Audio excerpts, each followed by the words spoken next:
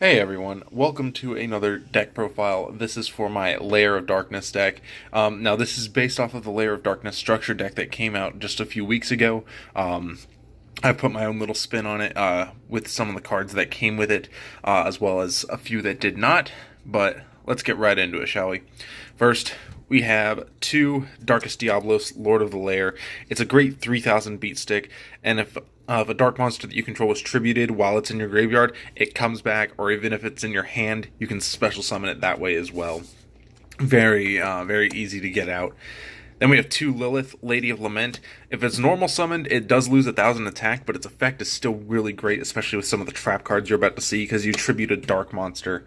Reveal 3 normal traps, your opponent picks one, you set it, and then you shuffle the other 2 back into the deck. And with the tour guide that I have in here, if you special summon it, may lose that effect, but it's still a great 2000 beat stick. Next, we have 3 Arima, the Wicked Warden. This is a great searcher for the Lair of Darkness field spell, as well as if you tribute it while it's on the field, you get to draw a card. Or if you tribute another dark monster aside from itself, you can add 1 dark monster with 2000 or more defense from your deck to your hand. So it's a great searcher, and it also gives you some draw power if you're needing it. Then we have Diablos, King of the Abyss. It can't be special summoned. It has to have dark tributes, but this card can potentially be a game changer because you get, before your opponent's draw phase, you look at the top card of your deck, or their deck, I should say, and you either put it on the bottom or the top of the deck. So it could be very beneficial, but at the same time, it could completely screw you over. It's happened, or both have happened for me. And then it's a 2800 beat stick to boot. Next, we have 3 Duke Shade, the Sinister Shadow Lord. And this card is a Great Wall, 2000 defense. You can use its effect to tribute any number of dark monsters on the field. And with Lair of Darkness, you can tribute your opponent's monster, or one of your opponent's monsters as well. And you can special summon it from your hand, and it gains 500 attack for each tributed monster. And then when it's normal summoned or special summoned, you can target a level 5 or higher dark monster and from your grave and add it back to your hand. And the only drawback is the turn you use this effect, you can only special summon dark monsters. In this deck, that's not a problem, of course, but if you were running this in another deck, obviously that would be a drawback. Then we have a Caius, the Mega Monarch. If you can tribute 1 tribute summon monster to summon it. Of course, you can just do the 2 as well. But if you when this card is summoned, if I can speak today, when it's tribute summoned, you can target 1 card on the field and banish it, and then inflict 1000 damage to your opponent. And if it was a dark monster that you banished, any cards from your opponent's deck, extra deck, graveyard, and hand are banished as well as any that would be left on their field. And if it was summoned by tributing a dark monster, then you get to target 2. So this card is ridiculously good. But because you have to tribute a tributed monster to get that effect, it is a bit more difficult to use. That's why it's only at 1. Then we have 2 Witch of the Black Forest. This is a great searcher, especially since a lot of this deck has 15 monsters with 1500 or less defense. Especially some of these bigger ones, like Caius only has 1000. Diablos only has 1000. Lilith has 0. So this is a great searcher for this deck. Unfortunately, because it is a level 4 spellcaster, Tour Guide doesn't work on it. It is a bit harder to get out than, say, Sangan, but Sangan wouldn't work as well because almost everything is over 1500 attack. Although I suppose you could use Sangan to search for the witch, but then you have Tour Guide from the Underworld. Great staple in any dark fiend themed deck. You normal summon it, you special summon a level 3 fiend monster from your hand or deck. Its effects are negated and it can't be used for a synchro summon, but like I said, the only level 3 fiend in here besides this is Lilith, and that's just a 2000 beat stick for you. You have 1 Doom Caliber Knight, just a 1900 beat stick, helps you negate opponent's effects. Since this is a dark deck, it wouldn't be complete without Dark Arm Dragon. Everyone knows Dark Arm Dragon, let's be honest. Next, 2 Gorilla Kites. These are the only tuners in this deck, and you'll see why in a little bit. And it does give some burn as well. When it leaves the field, your opponent does take 500 points of damage. You can only use that effect once per turn, so even if both of these went to the grave the same turn, you would still only get the 1. Next, this is my biggest twist on this deck. We have Earthbound Immortal, Kokopakapu, and Earthbound Immortal Chocochalua.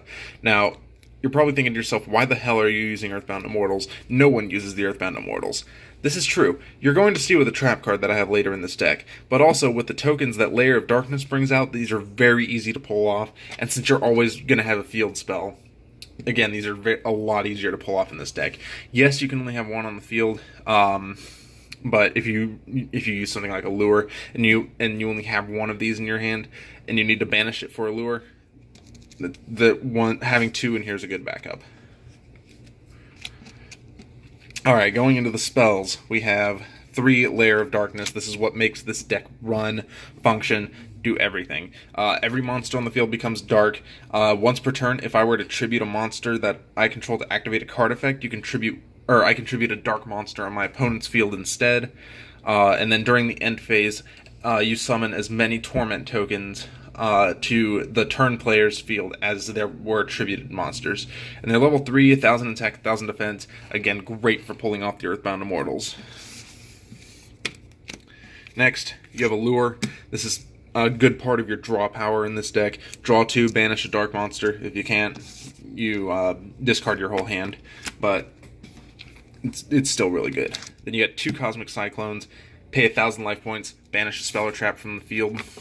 It's a great card. I prefer Cosmic Cyclone and Twin Twisters over MST. I used to run MST for the longest time, but I prefer these much more. Then you have 1 Dark World Dealings. I'd like to put this at 2. It's not the cheapest card in the world, though. You draw 1, discard 1. Great card, great staple. Then you have the Monarch Stormforth. Similar to how the Lair of Darkness field spell will use, will let you tribute an opponent's monster for a card effect. This one will let you tribute for a tribute summon, which is great. It is at 1, unfortunately, but you can't special summon from the extra deck the turn you use this. But again, the extra deck in this deck is very small, so that's not too big of an issue. And then we have a Boogie Trap. With the trap cards you're about to see, I should probably have this at 2. I feel like 2 would be a dead draw, though. But Boogie Trap is very helpful. Discard 2, get a trap back to your hand. Next, we have another big part of this deck. Crush Card Virus, Eradicator Epidemic Virus, Deck Devastation Virus, Full Force Virus, and Grinning Grave Virus. And these are what destroy your opponent the most. Obviously, Crush Card, you tribute a monster with a dark monster with 1000 or less attack, and you can destroy. You destroy, I believe it's all monsters, with 1500 or more attack from the field in the hand, and then your opponent destroys 3 monsters with 1500 or more attack from their deck. Full Force, you tribute a monster with 2000 or more defense, dark monster, obviously. They all require dark tributes. You look at your opponent's hand, all monsters they control, and all cards they draw until the 3rd turn after this card's activated, and destroy all monsters with 1500 or less defense. That's great for clearing out lower level monsters so your opponent can't tribute summon, exceed summon, pretty much anything. Grinning Grave Virus is the newest virus. You tribute a dark monster with 3000 or less attack. Your opponent destroys 1 card of their choice in their deck in hand for every 500 attack that monster had on the field. So if I were to tribute, say, a Lilith and it had its 2000 attack, then your opponent would have to destroy 4 cards from either their hand and deck, or deck to get that card get that card's effect. And then if the monster had 2000 or more attack, you destroy all monsters that your opponent draws until the 3rd turn after this card is activated. And the bonus for that is their effect. Any monster's effects that would hit in the graveyard don't activate that turn because of Grinning Grave Virus. Deck Devastation Virus, 2,000 or more attack tribute, and any monsters with 1,500 or less attack for the next 3 turns, plus what's on the field and in the hand are destroyed. And then Eradicator Epidemic Virus. It's basically the same thing, requires 2,500 or more attack tribute, and you can either pick spells or traps, and then if you pick spells, then all the spells that your opponent controls in your hand and that they draw for the next 3 turns are destroyed. Same thing if you were to pick traps. Next, we have One Unending Nightmare. You pay 1,000 life points, target one face-up spell or trap on the field, and destroy it. You can only activate it once per chain. I checked the rulings on this. As far as I know, you can use that on like something like Twin Twisters or Cosmic Cyclone that your opponent activates from their hand. If I'm wrong, please tell me, because I really need to know that, but I couldn't find any rulings saying that I couldn't do that.